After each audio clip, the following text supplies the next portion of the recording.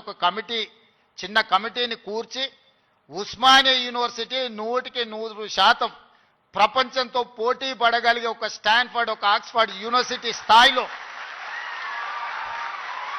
మనకేం తక్కువ 3 లక్షల కోట్ల రూపాయల బడ్జెట్ ఉంది. ఎవడో 1 లక్ష కోట్లు కట్టింది, కూలింది, పోయింది. 1 లక్ష కోట్లు గంగలో పోయింది, గోదావరిలో పోయింది. మీకోసం ఒక 1000 కోట్లు ఖర్చు పెట్టడానికి మాకేమన్నా దరిద్రం ఉందా? ఏమైనా అంచనా వేసుకోండి, ఏమేం కావాలనో నాకు చెప్పండి. మళ్ళీ నేను వస్తా. ఠాగూర్ ఆడిటోరియం కాదు, ఠాగూర్ ఆడిటోరియం కాదు.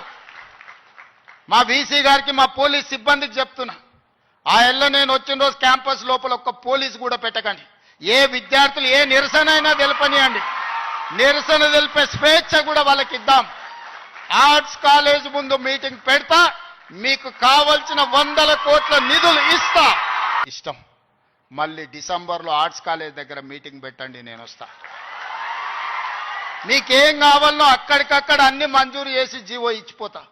మొత్తం లెక్క పెట్టండి, ఏం పనులు కావాలో నాకు చెప్పండి. అన్ని రిక్రూట్మెంట్స్తో సహా మీరు ప్రణాళికలు చేసుకోవాల్సింది. నేను మంజూరు చేసేదే నా బాధ్యత.